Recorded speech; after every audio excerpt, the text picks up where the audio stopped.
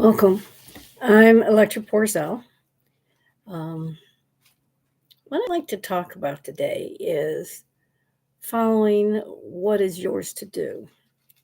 I was listening to a documentary on Amy Tam last night, and Amy Tan is the author of Joy Luck Club and many, many other books. And one of the stories that she tells is that when she was 5 years old, she took some kind of test. This lady came in and took a test of the kids in her classroom. And then the lady came to her parents' house. And when the lady left, the mother said to her, "Oh, you're going to be a doctor and you're going to be a concert pianist." And the kid's going like, "I don't get it." But for the rest of her life, at least certainly for the next 20 years, she labored under, like, I'm not interested in science. I'm not in, really, I find the piano hard to do. So why is this what I'm supposed to do? What she did know as she was growing up was that she loved to draw, be by herself and draw, and that she liked to write stories about what she um, what she drew. So it turns out, as an adult, and I didn't know this, she did a lot of business writing. And then at some point, she felt like, well, maybe if she would write the stories of her mother's life, that she might know her mother better and they might get into a better relationship. And that's actually how she started writing her stories. It was only after the publication of the books that she started to recognize that the writing of fiction was hers to do.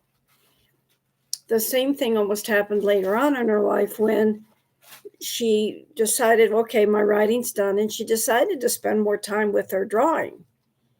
And what she discovered is that if she just drew for her own interest, she loved it.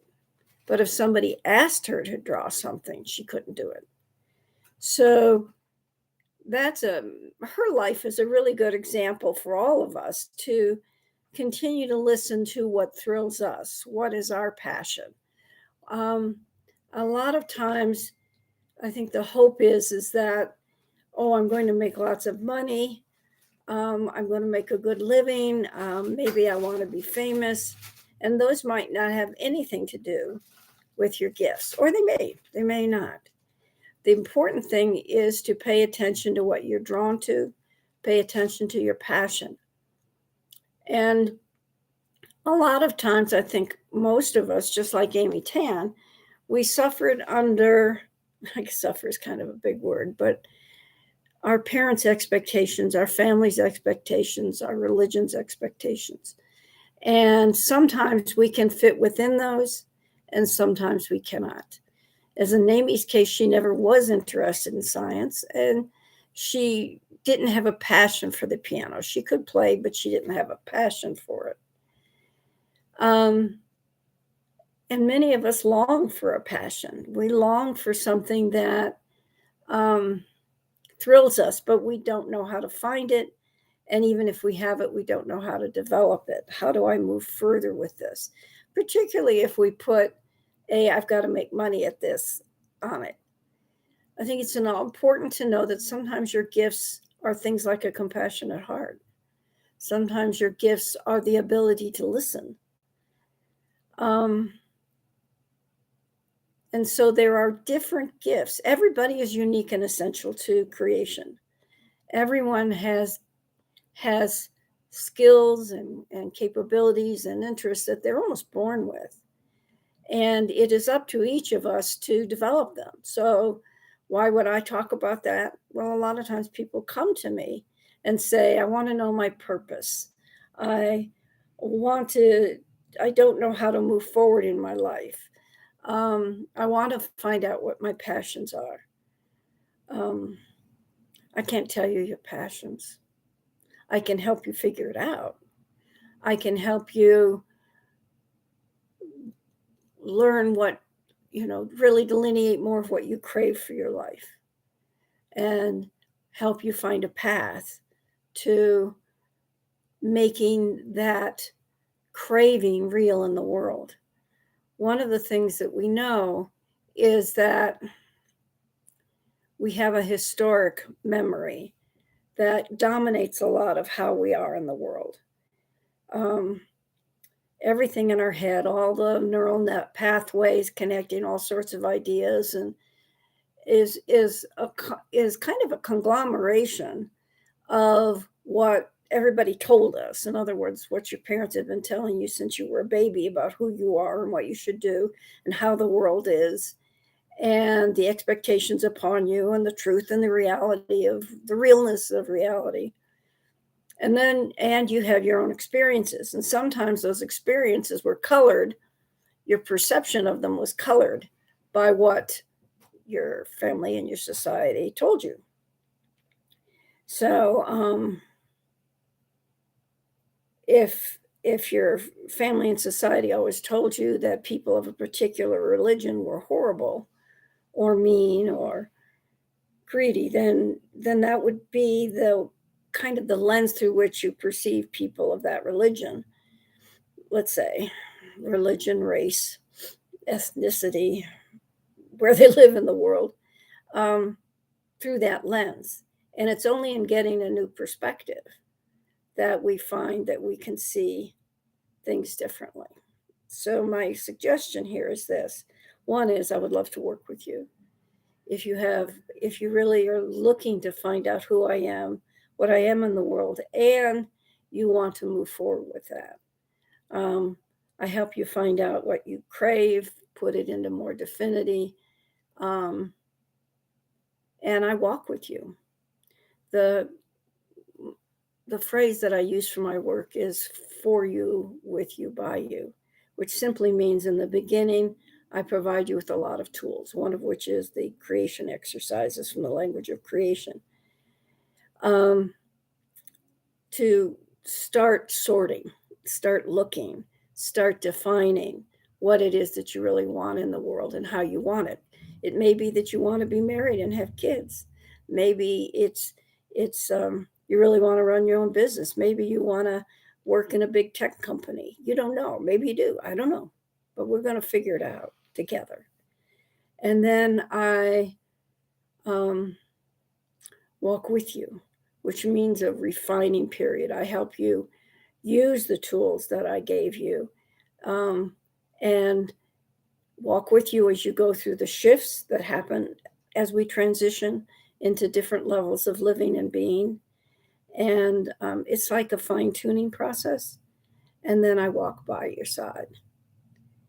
And I'm your cheering squad. I'm the final refiner before you move to the full implementation of your passion and your life. So we all should do it.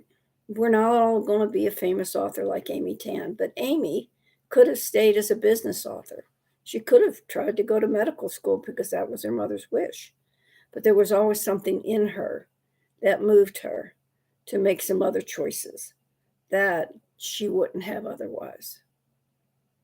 That ultimately gifted her the joy of writing, but also gifted us the joy of reading her work and learning about her family and the relationships that affect all of us. So in any case, think about it. This is Memorial Day. And I was listening to the Memorial Day concert yesterday on PBS, and I am always in tears recognizing how many lives of young people were given in the wars. In my age group, many of the young men it was the Vietnam War. And my nephew's, he went to Afghanistan. He didn't give his life. He's back here now, has a family of 7 kids, so he's giving back to the world a whole new generation. And it could have been that he could have gotten killed. And all the men and women who have died over there or lost their lives gave us something very precious, which is that we are here who did not have to suffer, who did not have to die. We get to live our lives, truly live our lives, not just go about Oh God, this is the job I got when I got out of school, and I'll just stay with it. Or, you know, but really find whether it's, you love to play basketball with friends and that's what you're really good at, and it's a joy you bring to yourself and others. That's a gift. Um, but that's what Memorial Day is about. It's about finally getting the opportunity, the rest of us, to live the lives that we crave to live, to give the gifts back to the world that um, that we are to gift. They appear as passions, they appear as skills, they appear as capabilities, and a lot of times people go like, "Well, I can do it. Everybody can do it." No, everybody can't do it. Not everybody's an author or an artist or a scientist or a researcher or an entrepreneur. You have an interest, you have a capability, and it's maybe in its infant stage in you, but it's niggling you and it's saying, come on, come on. And it'll show itself at different points. Maybe you pick up a book and a magazine, you open an article and there it is. Something you're going like, wow, I've been thinking about that. So I have a friend who calls it bibliomancy, and she would go through bookstores, and if a book fell on the floor, she would pick it up and open it, and she would feel that whatever was on that page was meant for her. And it could be true. That was her gift. That's what she was good at. That was something that she gave back to the world, because then she would talk to us about what that meant to her. And we would learn from that. And maybe, just maybe, that book, that page, her conversation was meant for me or my friend, because we didn't have the gift of bibliomancy. Who knows? That's the joy of this whole process. We were gifted life on this planet, which is a fabulous planet. And we can be custodians of it and take care of it, and custodians of our own life and live it. So if you're interested in working with me, I can be reached at electra@electraporzel.com. If you're interested in the creation exercises, you can go to the Language of Consciousness Institute, which is www.loc-institute.com. And anyway, I hope you have a wonderful day and a wonderful summer.